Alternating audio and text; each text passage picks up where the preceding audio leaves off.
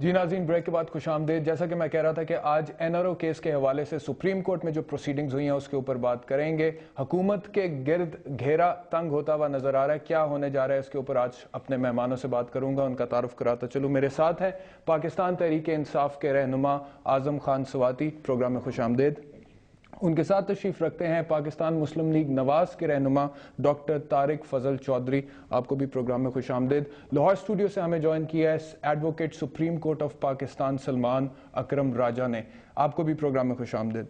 आजम खान स्वाति साहब, क्या कहेंगे, क्या हो रहा है, किस तरह से देख रहे हैं सारी सूरत हाल को? सुप्रीम कोर्ट कहती है मेरे फैसले पर अमल दरामद करें, हुकूमत कहती है नहीं करेंगे।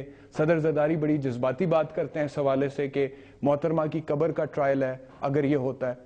आप किस तरह से देख रहे हैं? सर मैं तो ये देख रहा हूं, मुझे तो हजरत अली रजी अल्लाह तआला अन्हु को वो कौल याद आ रहा है कि ताकतवर कानून को पीता है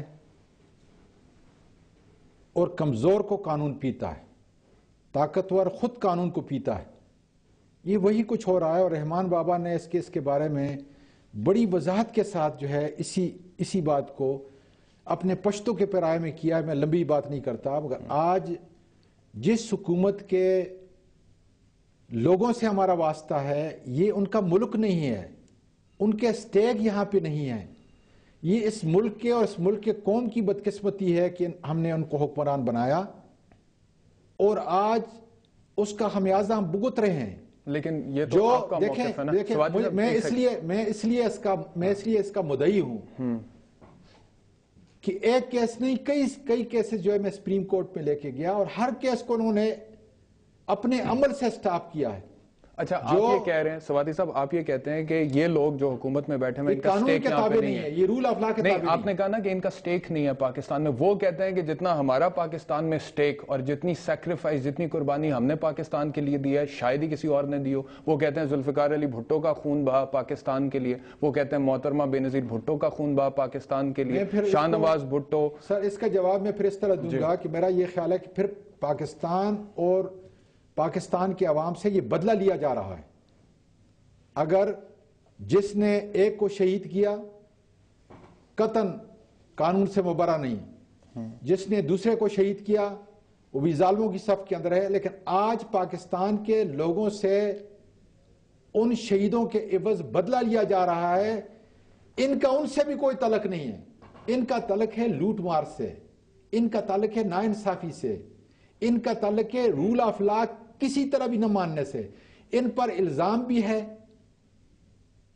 अल्लाह के फजल से अगर इल्जाम जो है अदालत में चले तो ये मुजरम भी साबित होंगे, लेकिन किसी तरह भी रूल ऑफ लॉ के ताबे नहीं होंगे। और जब किसी मेमो स्कैंडल के हवाले से बात करें, इल्जाम का मेमो की तरफ इशारा है। मैं हज स्कैंडल का भी कह रहा हूं, मैं NICL का भी कह रहा हूं। लेकिन हज स्कैंडल में तो मिनिस्टर जेल में है ना पिछले, अब सर मिनिस्टर जेल में है तो फिर जो है अब्दुल कादिर गिलानी को भी जाना चाहिए था ना, फिर उनकी वाइफ को भी जाना चाहिए था, फिर उनकी वाइफ को भी जाना चाहिए था। लेकिन कोई फैसला अदालत का भी आया तो नहीं है हतमी तौर पर? अदालत नहीं, 3 ऑर्डर जो है इफ्तिखार मोहम्मद चौधरी ने, चीफ जस्टिस साहब ने लिखे हैं कि आप हुसैन असर को वापस लेके आओ।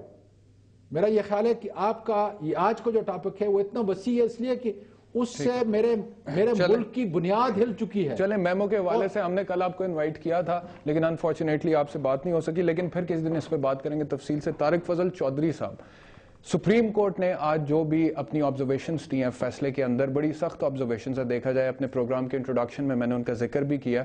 और जब सारे का सारा फोकस हुकूमत के ऊपर था और NRO केस के ऊपर था, इसके अमल दरामद ना होने के ऊपर था, तब हमने देखा कि वफाकी वजीर दाखिला रहमान मलिक एक प्रेस कॉन्फ्रेंस करते हैं और आपके लीडर्स ने जो डील की थी जनरल परवेज मुशर्रफ के साथ 1999 में कू के बाद, वो मीडिया के सामने लेकर आते हैं और कहते हैं कि आप लोग भी NRO के बेनिफिशरीज हैं। उस NRO के क्या कहेंगे? बिस्मिल्लाहिर्रहमानिर्रहीम। देखिए जी, सबसे पहली बात तो ये है कि NRO जो है वो एक बदनाम ज़माना डील है और इसमें जनरल मुशर्रफ जो है वो ज़ाहिर एक फ़रीक थे, मोहतरमा बेनज़ीर भुट्टो साहब दूसरी फ़रीक थी। जनरल मुशर्रफ साहब कई दफ़ा इस बात का एतराफ़ कर चुके हैं, बल्कि उन्होंने ये भी कहा है कि ये मेरी एक गलती थी कि मैंने ये डील जो है मैंने की और ये हमने एक एग्रीमेंट किया।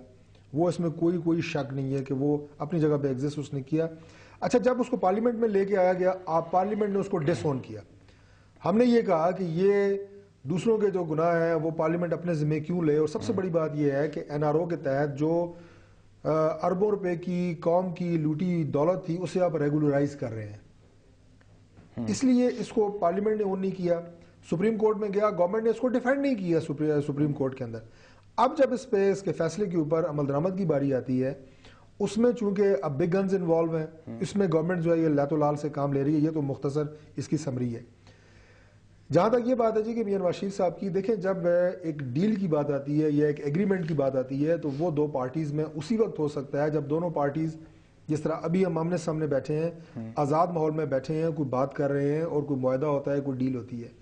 मियां नवाज शरीफ साहब जेल में हैं, उनको जिस अंदाज से यहाँ से मुल्क बदर किया गया, जिस तरह उनको भेजा गया, उनकी मुल्क बदरी को ये जो एनआरओ के नाम पे अरबों करोड़ों रुपए खाए गए और वो भी कौम की लूटी दौलत, और जिसको ये आज अपने नाम से, लेकिन क्या ये जस्टिफिकेशन हो सकती है? तारिक फजल चौधरी साहब, मियां मुझे एक ब्रेक लेनी है, लेकिन मैं सवाल छोड़े जाता हूं आपके पास। ब्रेक के बाद आप जवाब दे दीजिएगा कि अगर मियां मोहम्मद नवाज शरीफ जेल की सलाखों के पीछे थे तो क्या ये एक जस्टिफिकेशन है डील करने के लिए उस वक्त की हुकूमत के साथ? इसका जवाब लेंगे तारिक फजल चौधरी साहब से इस ब्रेक के बाद।